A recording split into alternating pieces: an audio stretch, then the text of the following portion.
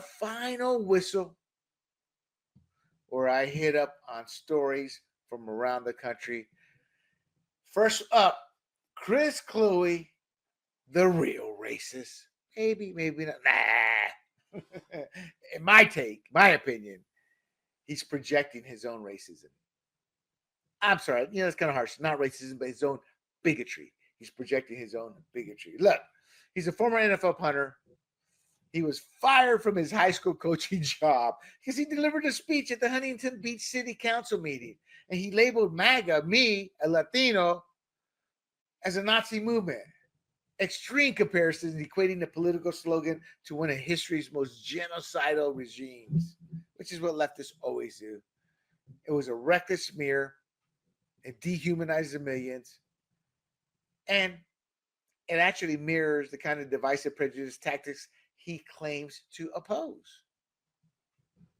So his protest centered around a library plaque, and I said this, I want to say last week, with the acronym MAGA. But in this case, it stood for magical, alluring, galvanizing, adventurous. I repeat, magical, alluring, galvanizing, adventurous. And because it had MAGA, he called it corrupt and anti-democratic.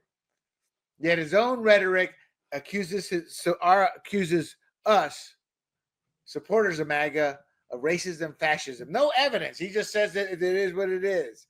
He's stereotyping, vilifying. And that's tied to his own bigotry. He's projecting his hate, his insecurities, his ignorance, his stupidity. He was arrested for disrupting the meeting.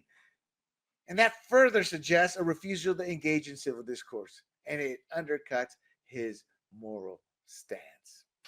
My official take on all this, look, Kluwe's firing wasn't about too much attention as he claims. Excuse me. It's a consequence of his own intolerance. Calling MAGA a Nazi movement isn't just hyperbole. It's a cheap shot. And it paints a diverse group that includes blacks, myself, as a Latino, and brown Latinos. Look, I'm a light-skinned Latino. I admit it. My grandmother's a black Latina. I got brown Latinos, relatives, cousins, etc.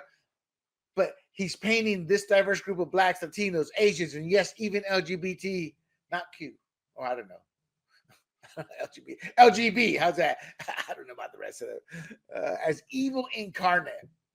And that reveals more about Kluwe's biases than those he criticizes. If he studied history as he says, he'd know who is acting like the real Nazis. Those who are intolerant, like, you guessed it, Kluwe. This stunt reeks of performative virtue. And losing his job coaching kids might be the wake-up call he needs to rethink who's really fostering division here. He's just a bad dude right now. He needs to grow the hell up. All right, the final whistle, take two. LeBron James, not just dumb, but a loser leading the face of the NBA into chaos, and the future face ain't looking much better. Look, LeBron James recently, or King James recently, voiced his frustration with the state of NBA media. He was asked about Anthony Edwards potentially becoming the next face of the league, and he argued, look, there's so much negativity from the media, the media personalities. It undermines the appeal of people. Why do you want to be the face of the league when all the people that cover the games talk about their game on a day-to-day basis to crap on everybody? Well, there's a reason they do that, King. Look, James is a long-standing representative of the NBA, 20 years in the league. He believes the media focuses excessively on criticism rather than celebrating the league's talent and achievements. What he says is echoed by Lakers coach JJ, I'm on my knees for you, LeBron Redick. And it reflects a broader issue when you have prominent voices like Charles Barkley, Shaquille O'Neal. They disparage these players. They disparage the modern game. They contrast it unfavorably with past stars instead of promoting the current stars. Again, there's a reason for that. I'm giving you their side. And come on, JJ on my knees, Redick. We're drafting Bronny because Bronny's so good. I mean, that alone just validates and showcases the problem with the NBA. It's about the player, not the team. So look, the team is boasting unprecedented talent. It points out, though, however, that unlike other major American sports leagues, the NBA's most visible commentators, like inside the NBA, they just complain about the players and the play. And they say it's a deterrent to young stars, like Anthony Edwards. Who? And I do mean that. Who? Unless you're an actual NBA fan, watch the game on a daily basis, you don't know who the hell he is. How can somebody be the face if nobody outside the game knows him? The face has to be somebody who transcends the game so you can market the game. King James does. The problem is he opens his mouth and shows he's as stupid as an amoeba out there. I mean, this is the guy who was, hey, what's that book you're reading? Oh, I just Hillary Clinton, blah, blah, blah. I just start reading it. A couple weeks later, he's still carrying the book. Hey, how's that book going? Did you read this and that? Because he didn't read it. He was actually carrying a book around to pretend to look smart.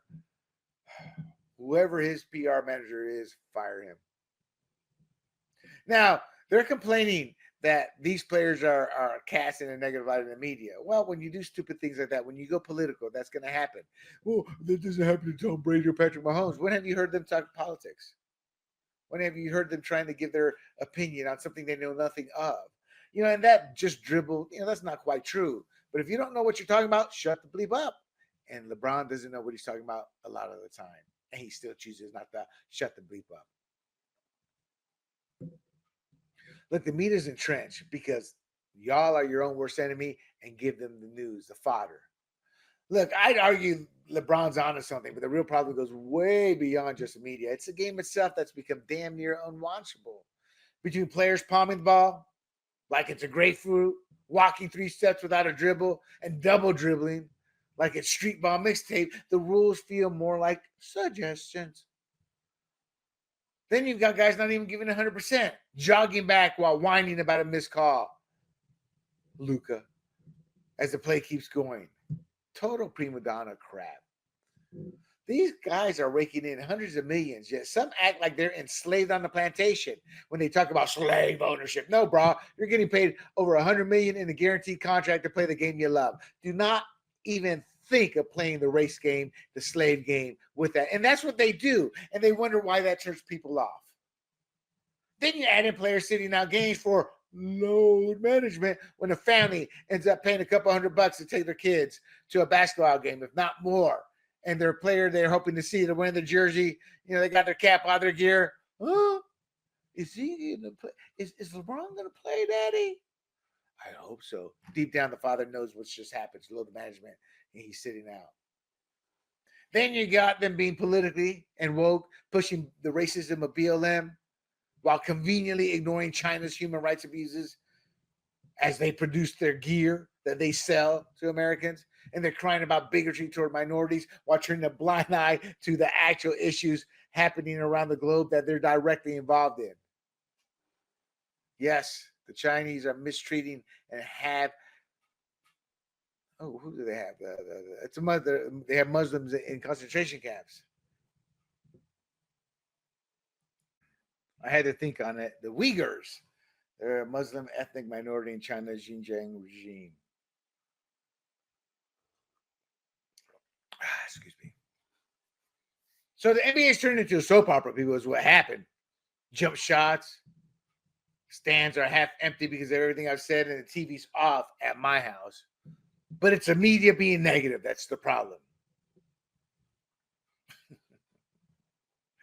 Maybe so, but that's because they got too much ugly to work with. Finally, who the hell is Anthony Edwards? I kind of alluded to that already. Yeah, that's how bad the no-names in the league have become with the young stars. Sure, Jason Tatum, we got a couple other names, but that's because I cover sports. And I'm sure Anthony Edwards' name has crossed my desk here. But at the end of the day, they had no rising superstar that can become the face of the league. And that's a bigger problem than LeBron and company whining about a media. Improve the game, improve your play, stop whining, stop being political, and bring the fun back in the NBA. You're not doing that, LeBron. And I think once you leave, things will change. The final whistle, take 3. Shedeur Sanders, overhyped air or hidden gem, ready to shut up the haters? Look, Sanders, he's Colorado Buffalo's golden arm quarterback. He torched college defenses this past season. He did throw for 4,100 passing yards, 37 touchdowns, and only 10 picks. He shows pinpoint accuracy, and he has some leadership skills too. He was behind a shaky line and got him sacked 62 times. Why? Because he holds on the ball like Caleb Williams did, trying to make a play when there is no play. However, NFL scouts may see the flashiness and they're thinking Joe Dudek, Ty Detmer, Vinny Testaverde. That wasn't the one. That was in the Hurricane QB I was thinking of. I can't remember the Gino Toretta's one. Look, Tom Pelissero on the Rich Eisen show said that some teams don't even have him as a first-round grade, or don't even give him a first-round grade. They're wondering if he is a pocket-bound style quarterback, but he's holding on to the ball too long, and they're wondering if his durability can take it just to repeat a hit. 62 sacks. Then you also have Travis Hunter stealing all the draft under his potential number 1 overall pick. Look, Sanders' draft buzz is a roller coaster. He's projected anywhere from a top 5 to a late first rounder. There's red flags like his sack happy tendencies and a frame that taking a beating will raise durability issues. Doubts, to be frank, in a league that's now trending towards mobile QBs. He has a 69% completion rate, 41 total TDs, and that screams promise. However, there was an Alamo flop against BYU, 4 sacks, 1 pick, and whispers of, well, he hasn't really shown him much improvement from scouts. Here's the other problem. The Giants, Raiders, or Browns, who desperately need a QB, but they also need massive offensive line help. Is he a franchise savior or a gamble who'll crumble under the weight of no protection and running for his life and making bad decisions? My take, look, this kid's under a microscope, hotter than a Vegas sidewalk in July. It's just that simple. Every sack, every sidestep, every smirk, it's going to be dissected like he's auditioning for QB canonization. If Shedeur doesn't have the wheels or the chassis to shrug off NFL hits and run the new gen pro-style offenses that demand a QB who can scamper, he's toast. Plain and simple. Sure, pocket passers like Tom Brady can still thrive. And teams like the Giants or Browns, they might mold him into one. But those same squads are O-line disasters that need to be fixed. He's not a lock. The hype says he's a potential stud, but if his talent's closer to Andre Ware, who? Exactly. Then Tom Brady, whoever drafts him better pray he's got some Foxborough magic up his sleeve. If not, they're stuck with a bus and a snarky told you so. I like to say from the peanut gallery, but some of these player evaluators are legit. From felon to fairway, a tale of second swings and redemption. All right. Ryan Peake was a full-on member of Australia's Rebels biker gang, a crew the government labels a criminal outfit. He got nabbed when he was 21, slapped with a 5-year prison stretch for a serious assault. It was deserved. Now, Peake had golf talent, pro tour golf talent. Him and his gang buddies, they beat down a guy they thought was packing heat, and it cost him. It derailed his promising golf career.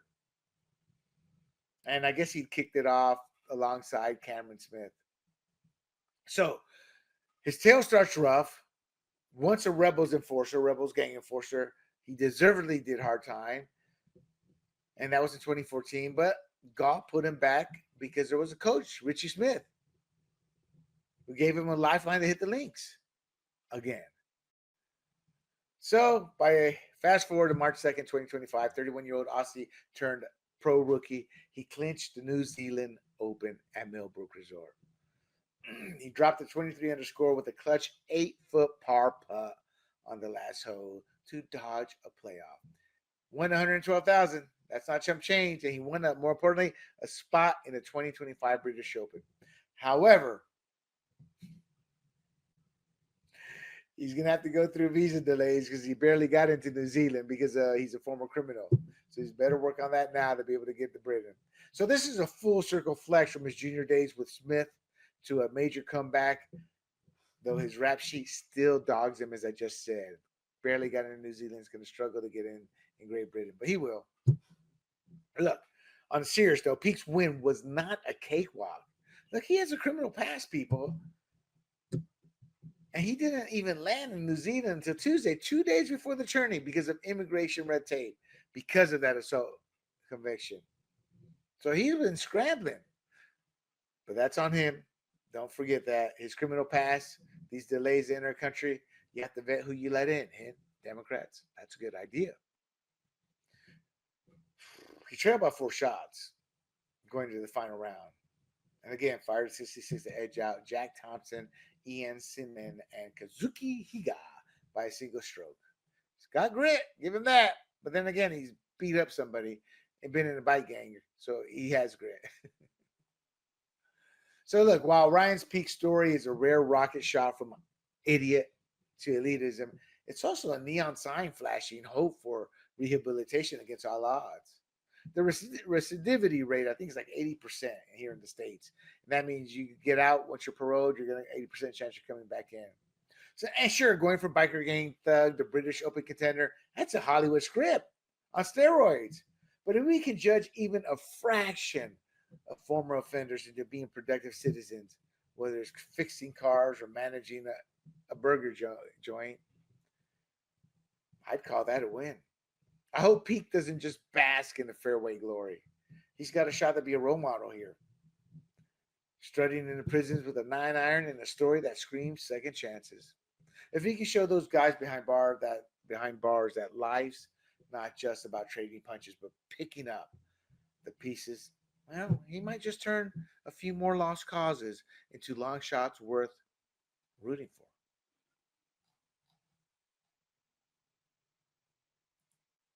Excuse me. Anthony Richards, Colt Astrophy. I like that. I cracked myself up. From top pick to hot seat in record time. Look, the honeymoon is over. He was the Colts' number 4 overall pick in the 2023 draft. Anthony Richardson was. And he's no longer the team's presumptive starting quarterback. General manager Chris Ballard, he sat there and said, look, we are going to introduce a real competition and find somebody to compete with him. He's had 2 tumultuous seasons, people. Inconsistency and injuries. The honeymoon's over. He emphasized the need for a quarterback who can challenge Richardson. And they're going to explore all avenues. Who? I have no clue. There's not a lot out there.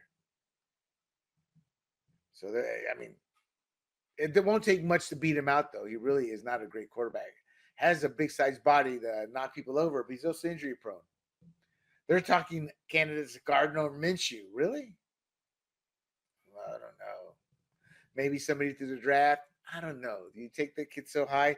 I just think they're going about this all wrong. Look, Richardson was always a project, a raw athletic talent, cannon of an arm, but extremely unpolished.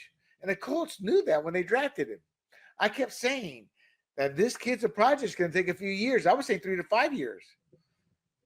But they threw him into the fire, and persistent injury, shoulder injury in 2023, oblique issues and back spasms in 2024, whispers of questionable off-field commitment, like his midseason benching for lack of preparation. He's not stagnating. He's regressing. He's got the attitude, I don't care right now. That needs to change. Or he may care, doesn't have a mentor. He needs a mentor. So when you throw somebody like that into the mix, it's not going to bolster a fragile psyche. He's going to keep looking over his shoulder. It's going to shatter that psyche. I predicted he needed a deliberate developmental program for him, like the Titans gave Steve McNair or the Chiefs did with Patrick Mahomes sitting behind Alex Smith for a year. His is more like Steve McNair, a couple of years. But instead, they threw him into the fire. They checked him into the wolves, and now his days are numbered.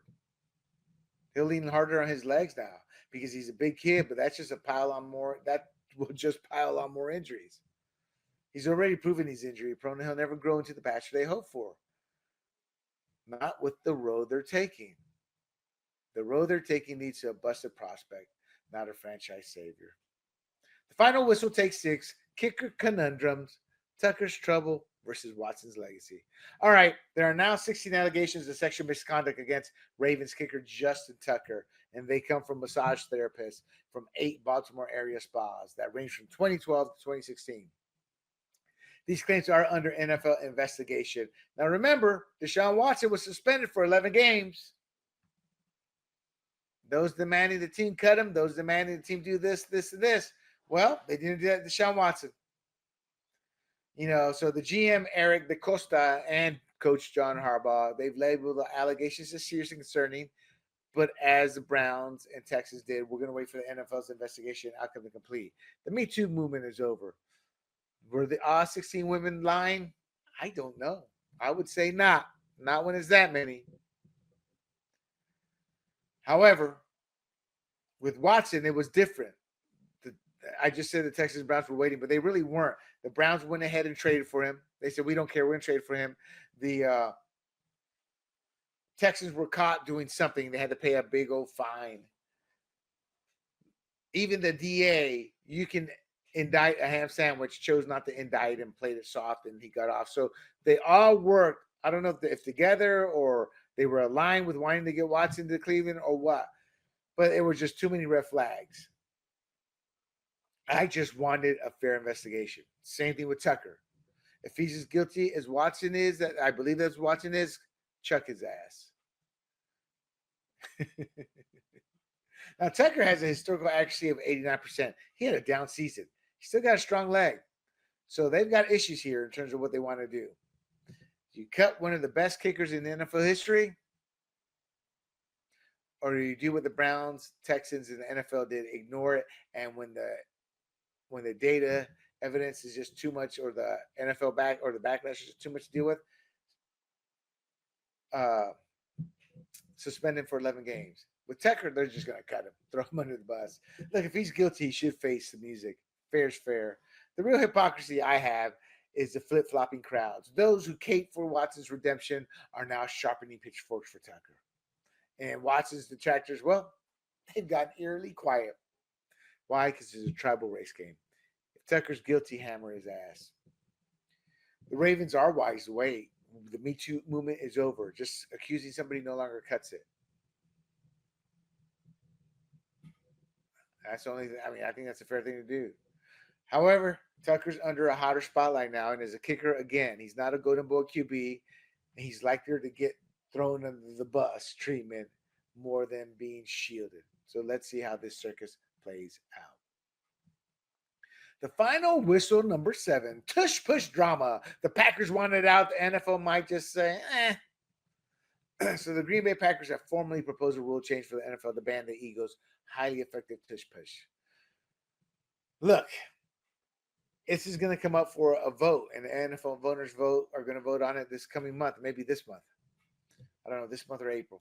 They need 24 of 32 votes to pass. The Falcons are already behind it in terms of Raheem Morris saying, hey, I support the ban. Look, the Eagles coach Nick Sirianni defends the play, saying it's not automatic and takes hard work. And he feels insult. Oh, shut up, Nick. Troy Vincent says, hey, look, there was no injuries with the tush push. Because we were talking about a safety issue. Well, this is how I look at it. The tush push nonsense is a safety disaster waiting to happen. And it's only a matter of time before someone gets wrecked. This kind of reminds me of the Broncos' old cut blocking or chop blocking tricks. It was legal. Then they turned it into such an art, players were getting injured left and right. They were so efficient at cutting those knees out. So they made it illegal. There's 2 reasons I think the tush push should be illegal. Look, it's a lazy play. It's honorless. It's not the way to play football. Yeah, I said it, and I don't care if it's corny.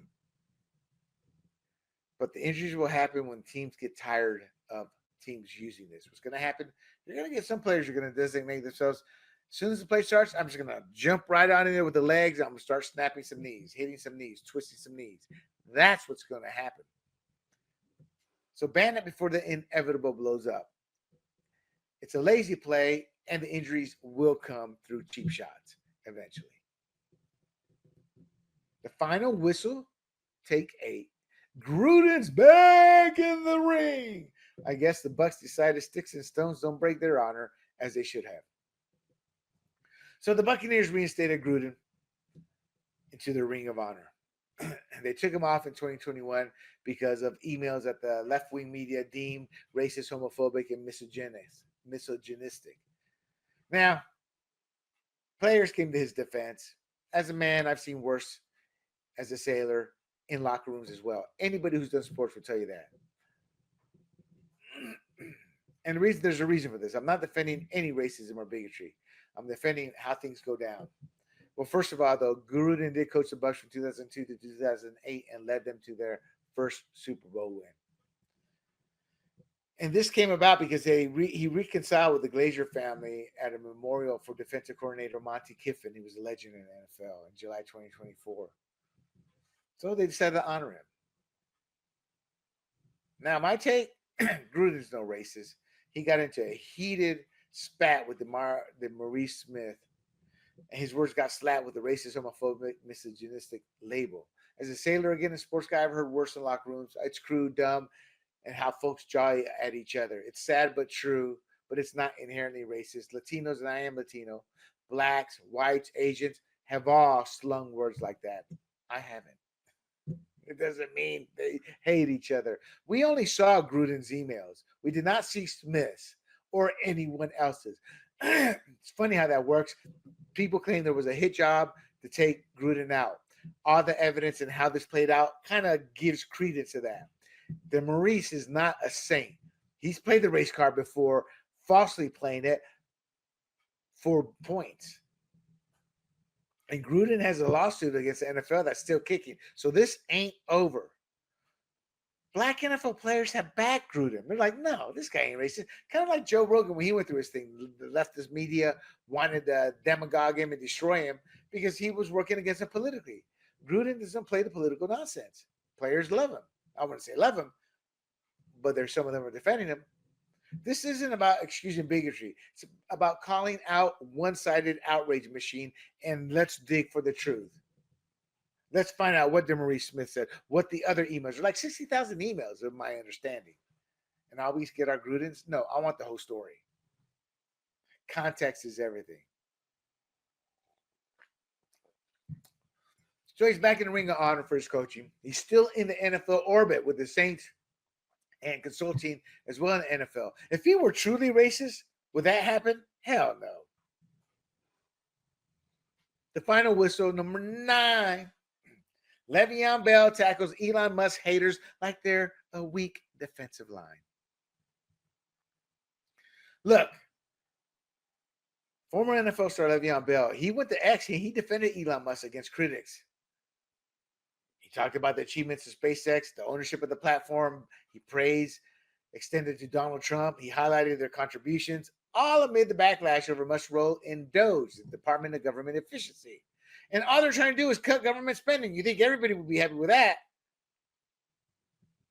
And Musk actually acknowledged Bell, supported it with a thanks and a follow back. That's huge.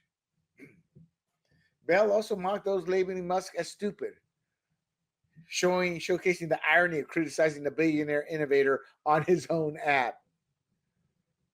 Talked about rockets in the sky, how much he's worth. Talked about the people criticizing him as do nothing, who all day do nothing but complain. Look, players like Le'Veon Bell, they're ditching the entire script that athletes, especially minorities, must toe the Democrat Party line or only back black or minority candidates. Trump's appeal has blasted through cultural barriers. And let's be real, before he rode down that escalator into the Republican territory, Black America adored him. Civil rights leaders adored him. America adored him. His name was dropped in rap lyrics. He ruled Hollywood cameos. And he had the apprentices raking in the ratings. Civil rights leaders, again, they wanted to be seen with him with photo ops. Trump didn't flip a switch. Politics just smeared him with a fake narrative. And now they're trying to do the same with Elon, who is now Trump's right-hand guy in terms of cleaning the government up. So look, Bell and other minorities are seeing through this BS. And they're proving the old playbook's been torch. I applaud Le'Veon Bell. The final whistle, take 10. The Eagles wing it to the White House. Will they soar or sulk? Look, the Eagles, as we know, won Super Bowl 49, I think. Is it 49 or 59? I don't know. Those Roman numerals always get me. But they beat the Kansas City Chiefs. Now, there were rumors that they were snubbing a White House invitation from President Trump. And that was sparked by a U.S. Sun report claiming a massive no from the team. However, conflicting reports emerged. NBC's Pro Football Talk and a league source confirmed the Eagles would accept and would be honored to visit if invited. And Trump jumped on that. He affirmed the visit last week that the team would be invited right away, praised their performance, and expressed hopes to see them in D.C. Now, this isn't the first run of these two, of Trump and the Eagles. After they won the Super Bowl in 2018, Trump he rescinded his invitation when many players opted out, citing his stance on standing for the national anthem. Yeah, you damn it, you better stand. Let's see you go pull that crap in Russia, in Ukraine, with the Azov battalion. See how far you get. Obviously, this was based off of tensions that Democrats were pushing, and Colin Kaepernick, who's become richer than he could ever have been playing the game, who whined about the treatment of blacks, despite the fact he was raised by a white family. You can't make this crap up. Now, in defense of the Eagles, none of the players knelt in 2017. But fast forward to 2025, and the team's willingness to attend marks a shift. Take politics out of this, Eagles. You should absolutely accept this invite. It's an honor most Americans only dream of. It's a chance to meet a U.S. president and celebrate their victory in the nation's capital. Look, you young athletes, you're part of a privileged 1%. You are too many times made to be pawns in a leftist game to paint Trump and Republicans as racists who hate black people. And that's a narrative that's not just a lie, but a tired one.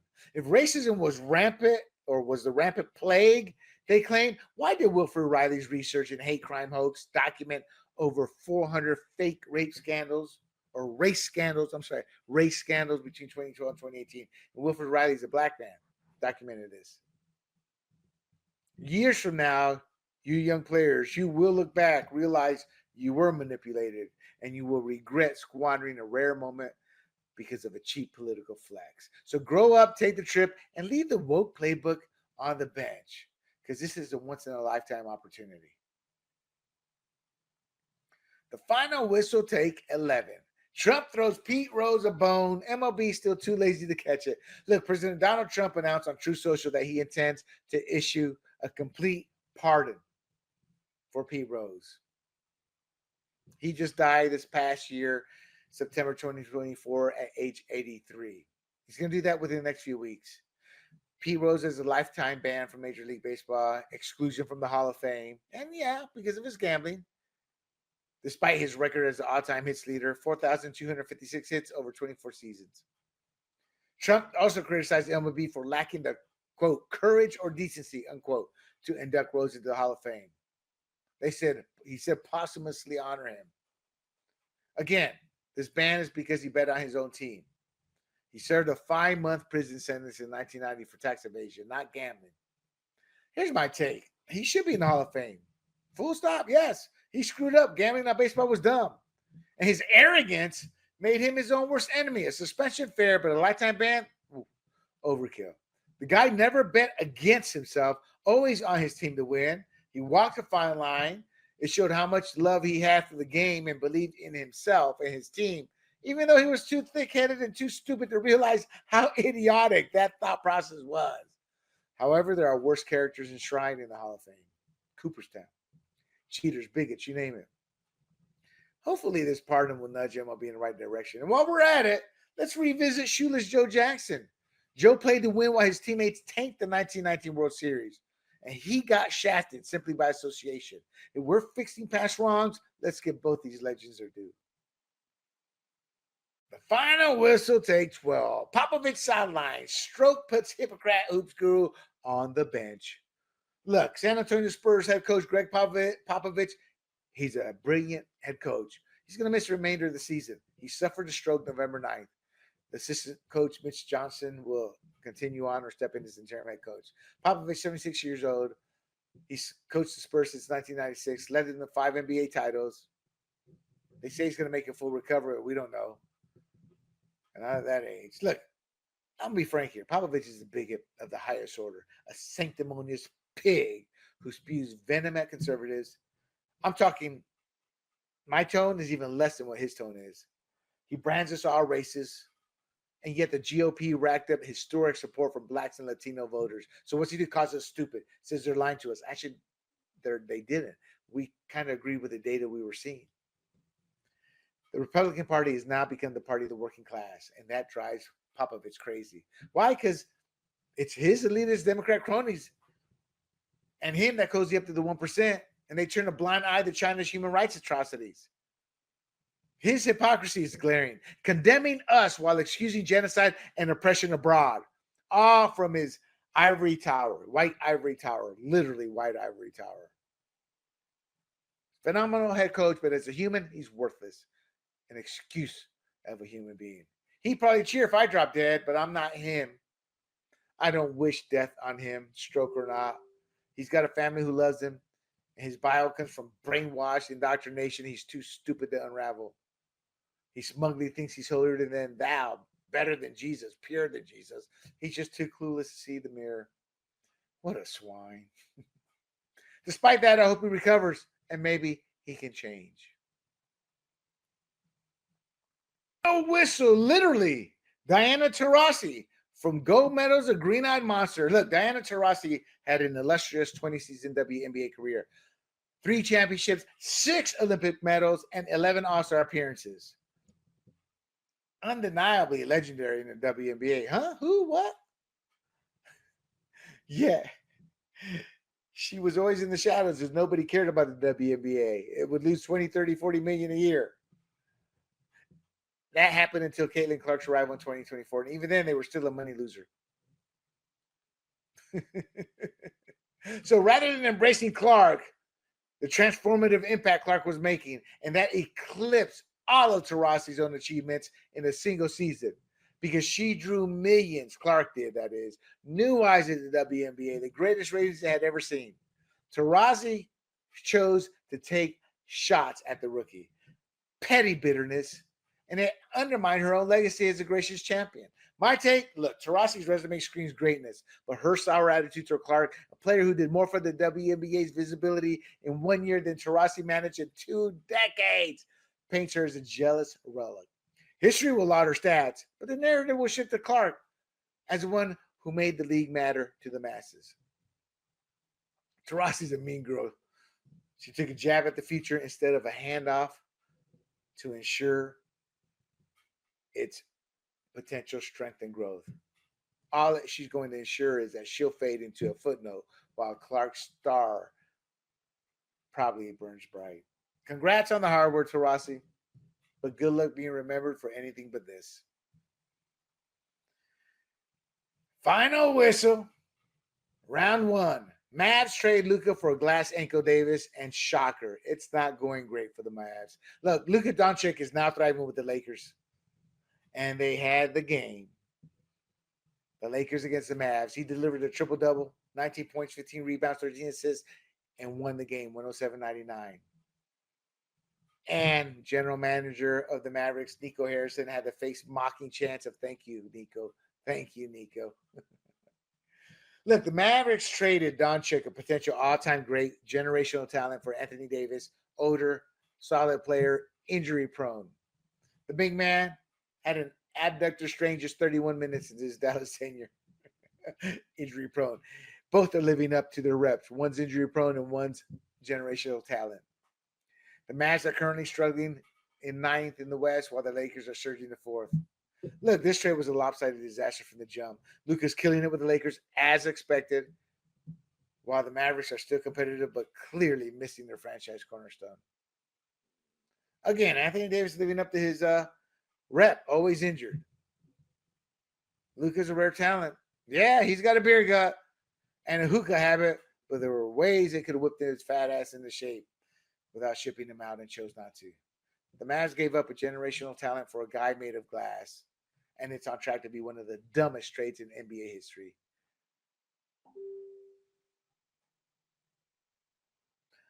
All right, the final whistle. The final take. Trevor Bauer's revenge. Pitching for justice after being thrown a curveball. Liars and losers. Bauer's a former Dodgers pitcher, Cy Young winner. He's seeking nearly $300,000 default judgment against Lindsay Hill, a San Diego woman who accused him of sexual assault. She was lying. He's saying she violated their 2023 settlement agreement by falsely stating not once, not twice, not three, but 22 times, mostly online, that he paid her money to resolve their dueling lawsuits, despite the agreement stipulating no payments were made by either party. Now, why did this happen? Well, the agreement was reached with no money exchanged because Bauer was deemed innocent, in essence, and that rendered any further financial gain for Hill pointless and baseless, meaning why should they keep fighting? Nothing was going to happen, and they both lawyers knew it. Bauer was released by the Dodgers in 2023 after he signed a 3-year, $102 million contract in 2021. He'll get that money back. They have to go to court, but he'll get it back. And he's pursuing the judgment because Hill has not responded to his latest legal action. Look, this was a tumultuous period for Bauer. He was suspended by MLB for 324 games, later reduced to 194. There are child molesters in this league playing. And they only catch them because they go to Dominican Republic in Franco or Wando Franco, he's the latest one. But there are criminals playing who haven't had anything done. And this guy's completely innocent. Look, Bauer's been royally screwed, not just by women caught spinning tails taller than the Dodger Stadium foul pole. Why? Because he just enjoys some freaky bedroom antics. But even the Dodgers and the MLB are spinning tails too. They let him go just because of an accusation. Bunch of cowards, bunch of cucks. These are the type of men, when they go out on the road, their women are being pleasured by real men. Look, he's basically toast. There's a shelf life every player in pro sports has, and it's a damn travesty. We're not talking about a fringe player here. Bauer's a Cy Young winner, a legit star who should still be dominating the mound. Instead, he's been exiled first to Japan, then the Mexican League, thanks to a Me Too hit job fueled by money-grubbing and attention-starved accusers like Lindsay Hill, whose lies unravel faster than a cheap fastball. That's my take. The Dodgers ditched him like yesterday's news, which is, again, a travesty.